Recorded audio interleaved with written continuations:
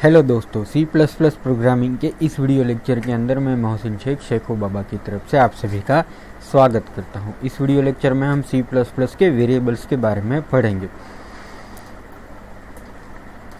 तो वेरिएबल हमें प्रोवाइड करता है नेम स्टोरेज, जिसकी मदद से हम अपने प्रोग्राम के अंदर उस वैल्यू को मैनिपुलेट कर सकते हैं। हर एक वेरिएबल की स्पेसिफिक टाइप होती है जो डिटरमाइन करती है उसकी साइज और उसकी लेआउट, जो मेमोरी के अंदर वो रिजर्व करता है। जो मेमोरी की रेंज होती है उसके अंदर वो स्टोर करता है, और उसके अंदर हम स्पेशल जो ऑपरेशन है, जो सेट्स है ऑपरेशन के, वो परफॉर्म कर सकते हैं। जो वेरिएबल का नेम होता है वो लेटर्स, डिजिट्स, अंडरस्कोर से बनता है, यानी कि उसके अंदर हम सिर्फ यही 3 यूज़ कर सकते हैं। और जो वेरिएबल का नेम होता है वो लेटर या फिर अंडरस्कोर से ही शुरू होना चाहिए।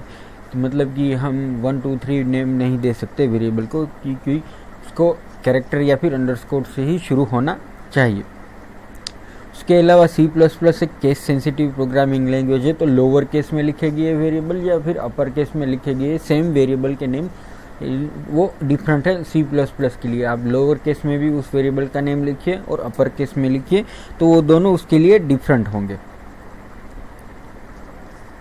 तो वेरिएबल डिक्लेरेशन के लिए हम कंपाइलर को कहते हैं कि हमने इस डाटा टाइप का ये वेरिएबल डिक्लेयर किया हो और ये वेरिएबल कंटेन करता है। जैसे कि यहाँ पर एग्जांपल के अंदर उसका टाइप, फिर वेरिएबल की लिस्ट। मान लीजिए कि इंटीजर वेरिएबल डिक्लेयर करना है, तो इंटीजर आई जे के।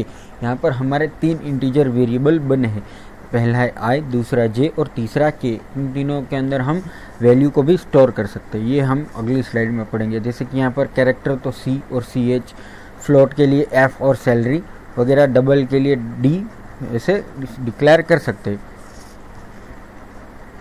मान लीजिए कि अगर आपकी जो वेरिएबल डिक्लेयर कर रहे हैं उसके अंदर वैल्यू असाइन नहीं कर रहे, तो ऑटोमेटिकली उसकी वैल्यू जो है वो 0 होगी।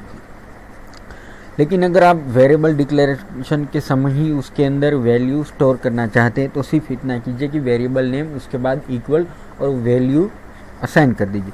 जैसे कि यहाँ पर टाइप, फिर वेरिएबल का नेम और उसकी वैल्यू इक्वल करके उसकी वैल्यू, जैसे कि int d = 3, फिर हम कॉमा करके f = 5 ऐसे डिक्लेयर कर सकते हैं। इसी तरह फ्लोट के अंदर है z22, कैरेक्टर x = x, तो इसी तरह हम वेरिएबल डिक्लेयर कर सकते हैं।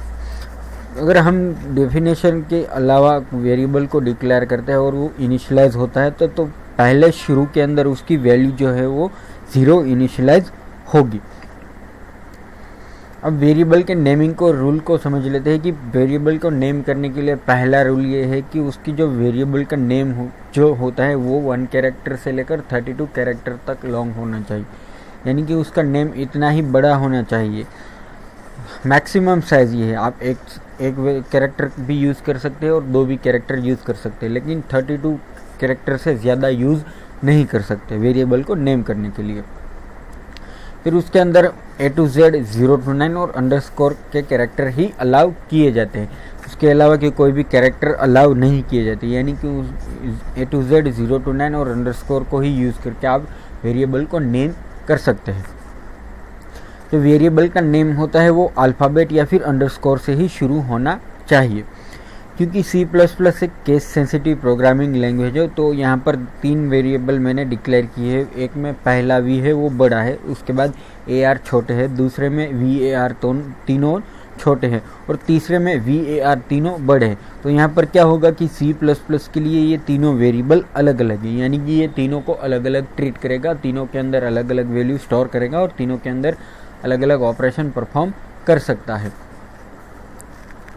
इसके अलावा कोई भी सी का कीवर्ड्स है तो उसको आप वेरिएबल के नेम के तौर पर यूज़ नहीं कर सकते। जैसे कि इंटीजर है तो आप वेरिएबल का नेम इंट डिक्लेयर नहीं कर सकते। जो कोई भी सी प्लस प्लस का कीवर्ड है उसको आप यूज़ नहीं कर सकते। अब एल वैल्यू और आर वैल्यू के बारे में समझ लेते हैं। तो एल वैल्यू जो होती है वो वेरिएबल का नेम उसके बाद लेफ्ट साइड के ऊपर डिक्लेयर की जाती है। जैसे कि मान लीजिए कि हमने int a डिक्लेयर किया, तो उसके बाद इक्वल टू करके जो हम वैल्यू को स्टोर करते हैं वो a के अंदर स्टोर होगी। यानी कि अगर मान लीजिए a = 10 किया, तो यहाँ पर a की जो वैल्यू होगी वो 10 होगी। फिर आता है आर वैल्यू। तो आर वैल्यू डेटा वैल्यू है जो स्टोर करता है सम एड्रेस ऑफ मेमोरी की मेमोरी के एड्रेस को स्टोर करता है। मान लीजिए कि अगर हमने एक वेरिएबल डिक्लेयर किया, तो वेरिएबल के अंदर हमने लेफ्ट साइड के अंदर a इक्वल टू 10, उसके बाद 10 इक्वल टू 20, तो यहाँ पर क्या होगा कि वो वैल्यू का एड्रेस स्टोर करेगा जो कि उसके अंदर होगा। जैसे कि यहाँ पर int g इक्वल टू 20, फिर 10 इक्वल टू 20, यानी कि 10 का जो एड्रेस है वो 20 के अंदर स्टोर करेगा। अब C++ के वेरिएबल के स्कोप को हम समझ लेते हैं। बेसिकली हम 3 टाइप के वेरिएबल स्कोप यूज़ करते हैं। जो प्रोग्राम के रीजन के अंदर हम 3 टाइप के वेरिएबल को यूज़ करते हैं। पहला जो होता है वो फंक्शन ब्लॉक के अंदर होता है, जिसको हम लोकल वेरिएबल बोलते हैं। दूसरा होता है डेफिनेशन, फंक्शन के अंदर हम पैरामीटर पास करते हैं, वो होता है, यानी कि फंक्शन को कॉल करते हैं तो उसका हम वैल्यू को पास करते हैं, वो भी एक वेरिएबल का स्कोप होता है। और तीसरा होता है आउटसाइड ऑफ द फंक्शन, यानी कि जब प्रोग्राम शुरू होता है तभी हम लिख देते, जिसको हम ग्लोबल वेरिएबल डिक्लेरेशन बोलते हैं। तो आइए अब तीनों को हम थोड़ा डिटेल में पढ़ते हैं। जैसे कि लोकल वेरिएबल क्या है, तो लोकल वेरिएबल वो वेरिएबल है जो हम हमारा जो फंक्शन या फिर कोड ब्लॉक है उसके अंदर यूज़ करते हैं। वो वेरिएबल उसी ब्लॉक के अंदर यूज़ होंगे और उसी स्टेटमेंट के अंदर वो हम यूज़ कर सकते हैं। दूसरा है वो ग्लोबल वेरिएबल है। ग्लोबल वेरिएबल क्या होता है कि हम इसे फंक्शन या फिर हमारे कोड ब्लॉक के आउटसाइड डिफाइन कर देते हैं। मान लीजिए कि हम अपने हेडर्स फाइल इंक्लूड कर देते हैं, उसके बाद हम ग्लोबल वेरिएबल डिक्लेयर कर देते हैं। तो क्या होगा कि उस पूरे प्रोग्राम के अंदर हम वो वेरिएबल को एक्सेस कर सकते हैं आसानी से किसी भी ब्लॉक के अंदर, किसी भी फंक्शन के अंदर।